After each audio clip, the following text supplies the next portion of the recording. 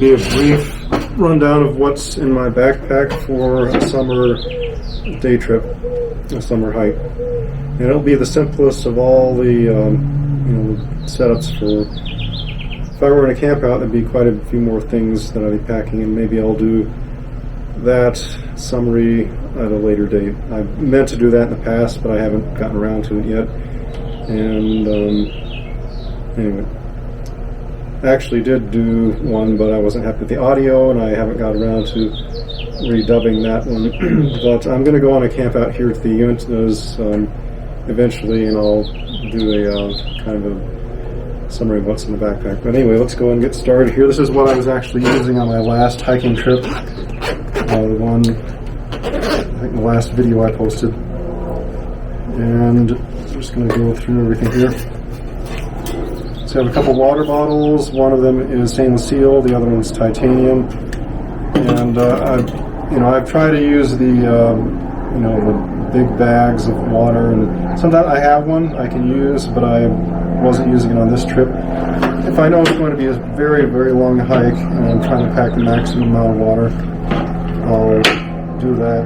And if I'm trying to cut my weight, then I will also pack the bag. But this backpack has a place in the rear to put such a bladder, I guess you call it, water bladder.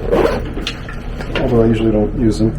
I had a bad experience with a water bladder where I guess it's from China and it had a weird flavor, and when I would use it, I felt like my throat was kind of swelling up afterwards. And I tried it more than once and would always do the same thing, but I found one that works since then. But anyway, this is the other water bottle. I clip it on externally here, just on the strap, so it's quick access. And it's titanium, so these weigh about half as much as the metal on this one, since this one's stainless steel. Right now they're all empty because I used up the water.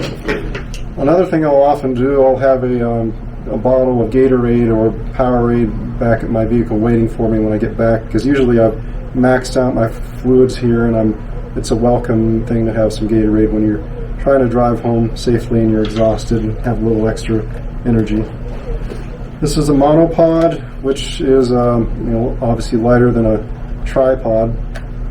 It doesn't work very well as a hiking stick, so I have a separate hiking stick. This actually broke on this trip, so I'm going to have to get another one. But anyway, this is a Bogan 3006, looks like, is the Bogan Manfrotto. But it was second hand, so it was horrible, and I can pack it in here. We have hand lotion. Before I get into this, let me just cover a few other things here. So, these are things which I didn't use. This is a heavier duty headlamp. Let me go back here. Instead of that, I used this smaller headlamp because I was packing a full frame digital camera, and when I pack that, it's a few more pounds. So I'll try to eliminate weight other places where I can.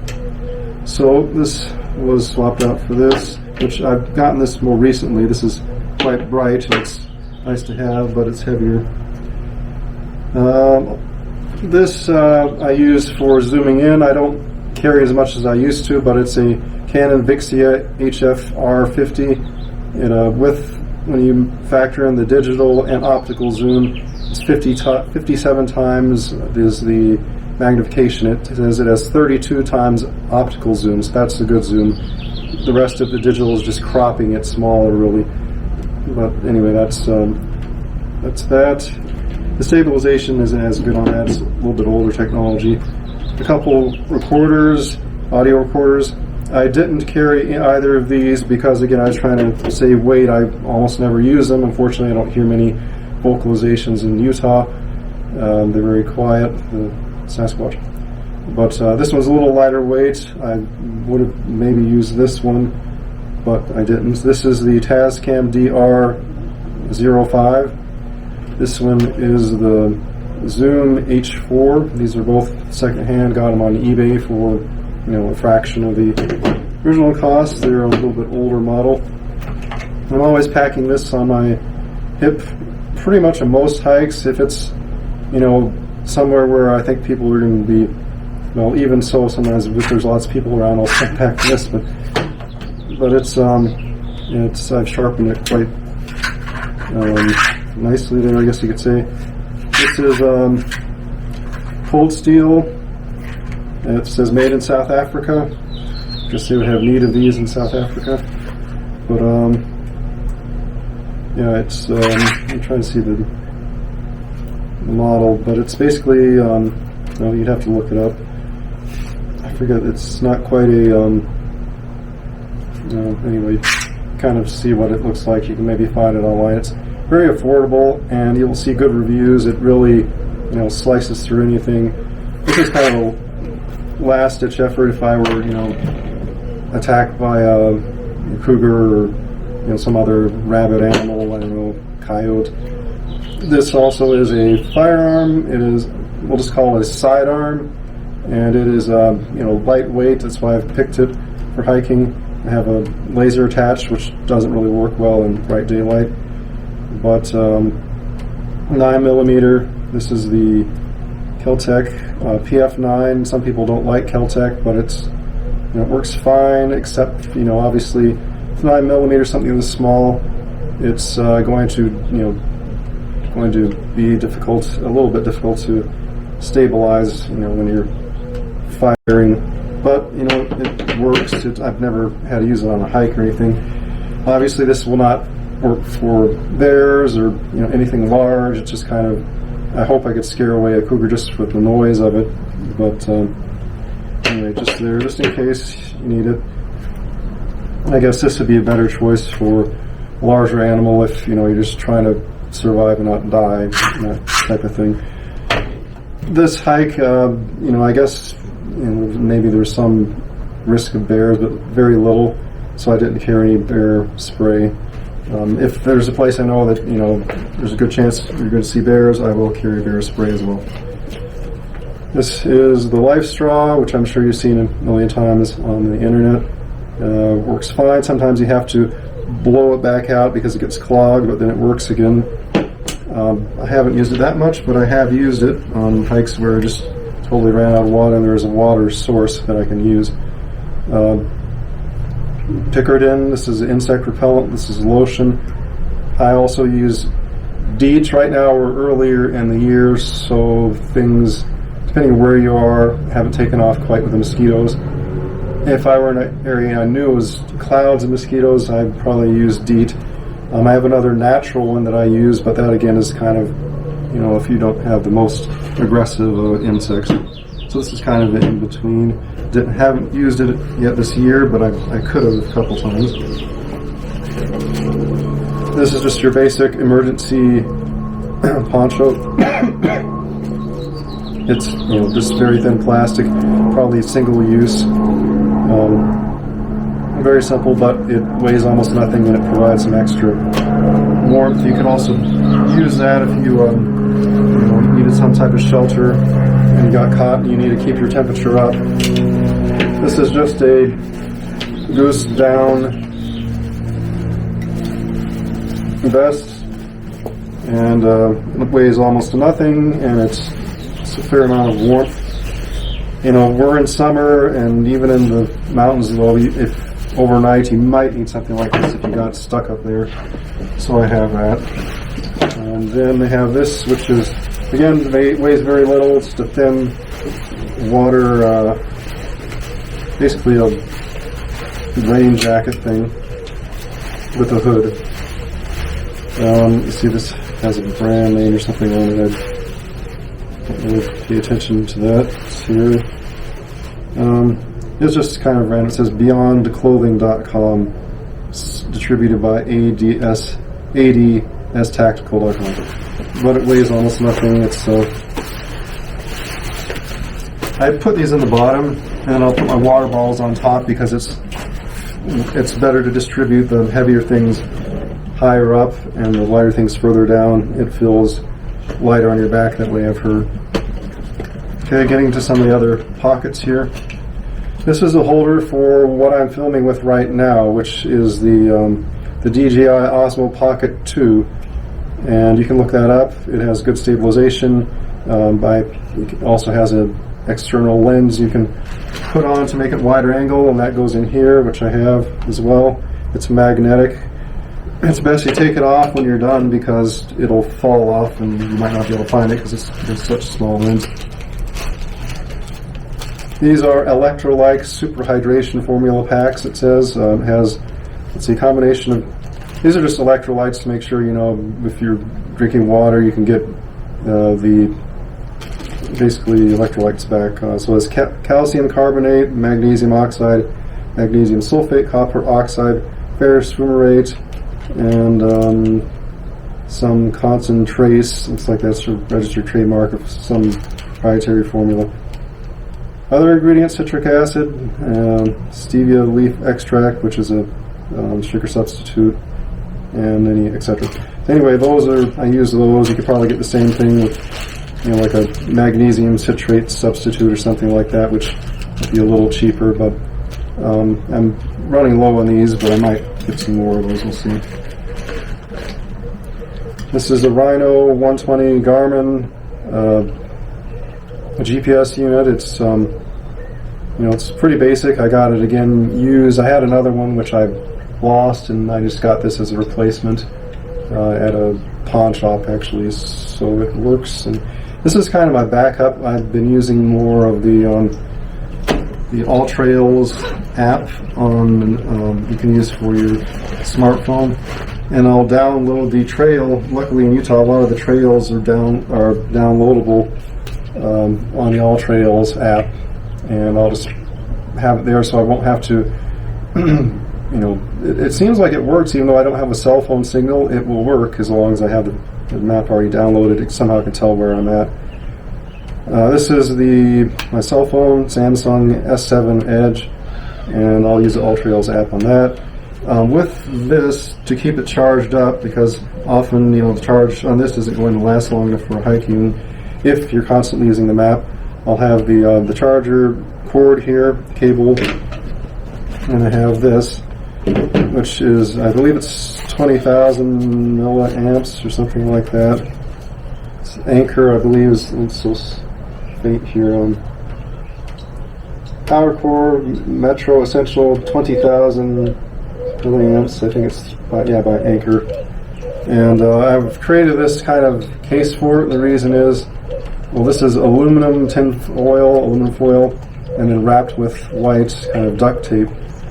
And in an effort to try to make sure your batteries don't get drained oddly while you're searching for Sasquatch. I don't know, I've had times where this will die. I don't know if it's just temperature or if it's something else, but all of a sudden it'll be drained. I haven't had much problem with this. I don't know if it's just because it's such a big battery.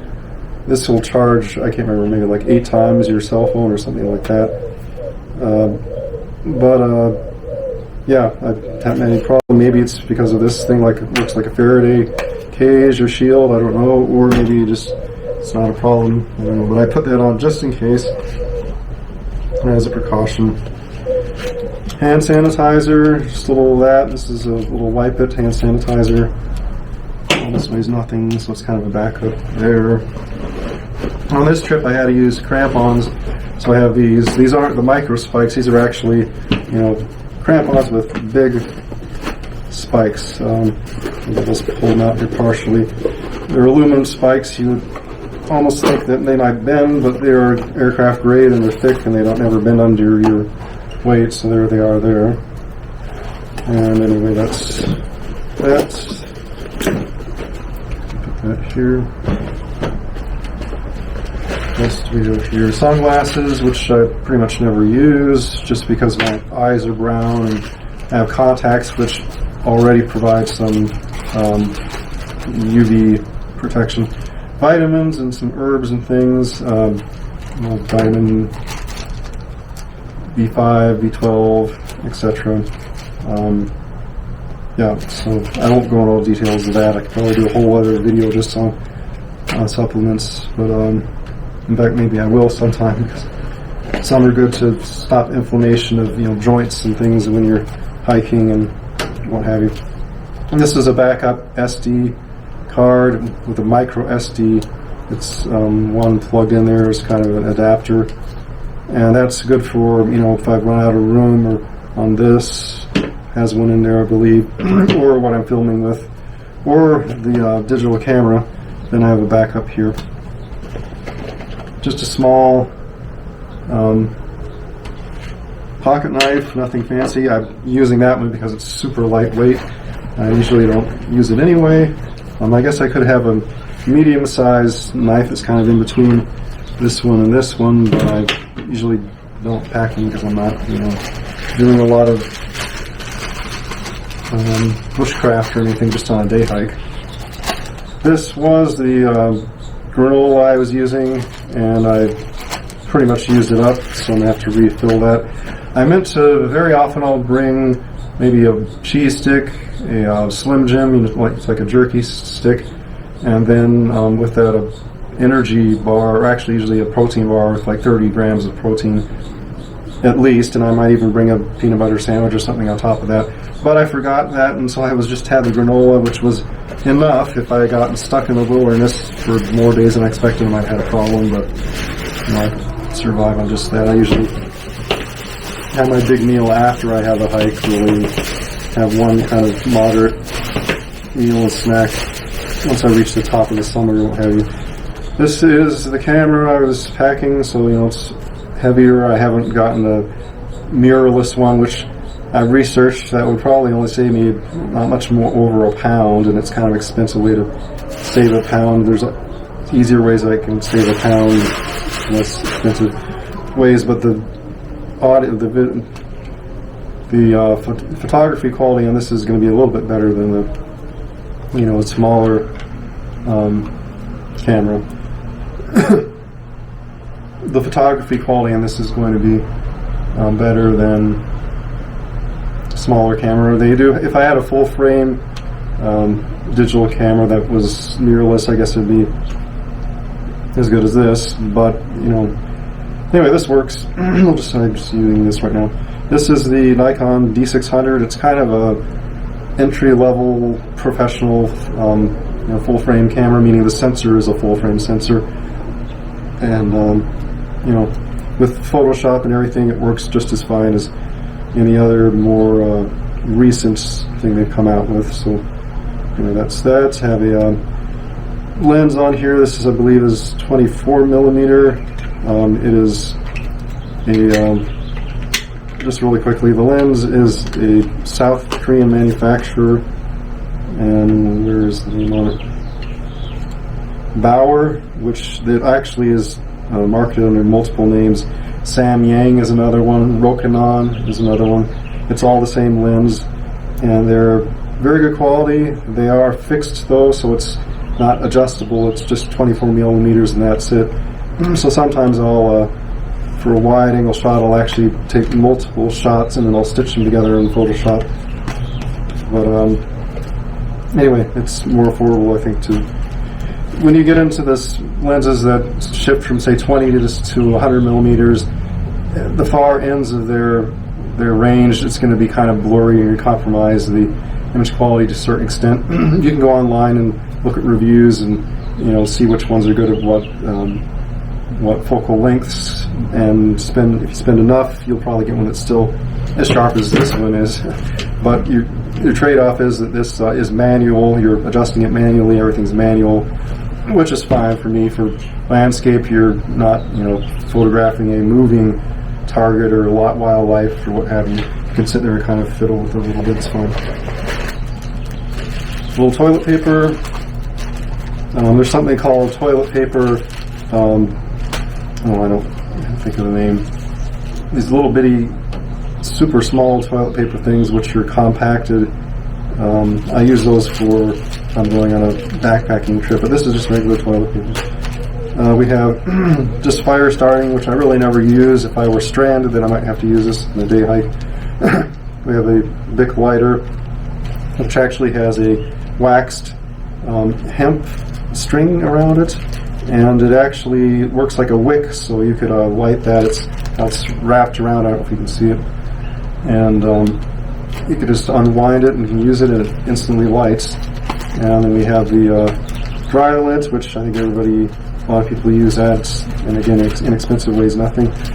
Very minimal first aid, just some BandAids, a packet of, let me get it out here.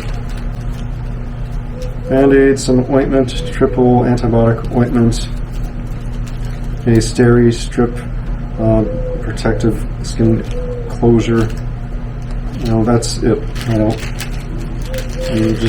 I don't hardly ever use this. I mean, I have used, I think, a BandAid once, but on a trip. Luckily, my shoes are such that I don't need moleskin or anything. I've broken them in and shouldn't have any blisters to speak of. This is just the cord to charge up the Osmo Pocket 2. It has a different plug-in. I forget the name of it. I think I can't remember what it's called, but it's different than your regular micro USB ports or what have you. Talked about that. I also keep a few safety pins. I have 3 here, 2 small ones, 1 larger one, just because they come in handy. If it's just taking the cell phone and the place where you have to, the hole you have to insert a needle or something in there, that little tool to get the mini micro SD card out. That works great for that. The needle does. Pin. Also, just another example, I was on a hike where a guy, he had some snow boots, not snow boots, he had some snowshoes, and he's trying to affix them to his backpack, but he didn't have a really good way. He had some type of cord. Anyway, this managed with these, I pulled out my safety pins and was able to arrange something to where he could pack them on the exterior of his backpack.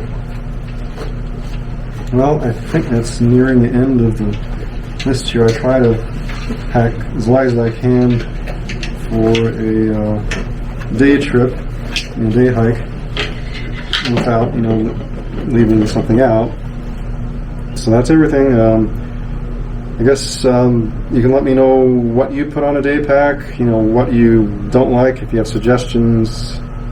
Obviously I'm open to suggestions, always looking at ways to adjust when I'm carrying, but usually the determining factors are weight, functionality, affordability, practicality, all those things come into play.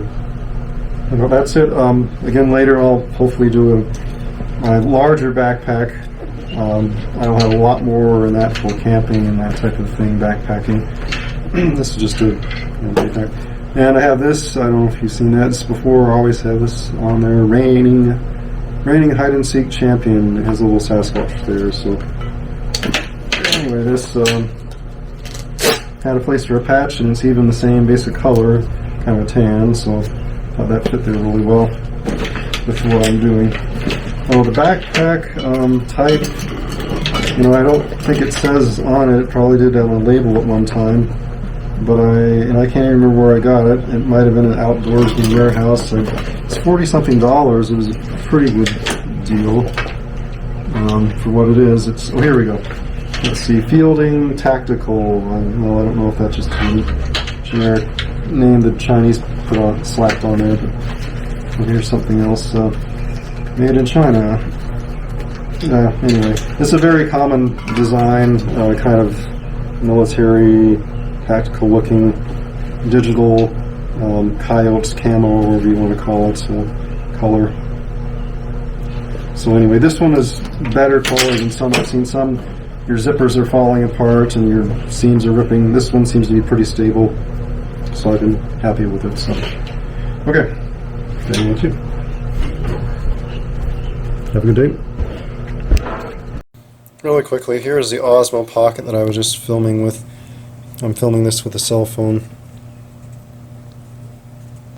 So, yeah, I don't know how it's... in fact, let me turn it off here.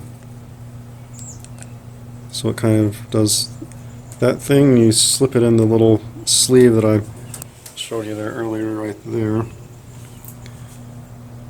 But when you start it up, it'll kind of do the gimbal thing and get ready, and You can press that to make it go. You can make it flip around if you want to do selfie mode. Sorry, it's not focusing. But there it is. It's really lightweight, and it does do videos in 4K if you want it to. I usually don't go over 2.7K because uploading a 4K in a 30-20 minute video, processing it, etc. takes forever.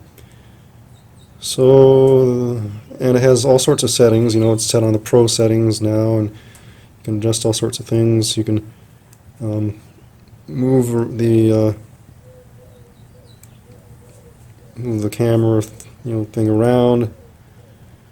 Usually, though, I have it set to a setting where it will kind of track on its own as you're moving it up. It will slowly move up as well. It's a lot smoother that way. It'll kind of follow the direction you're going, but in a delayed fashion to make it smoother.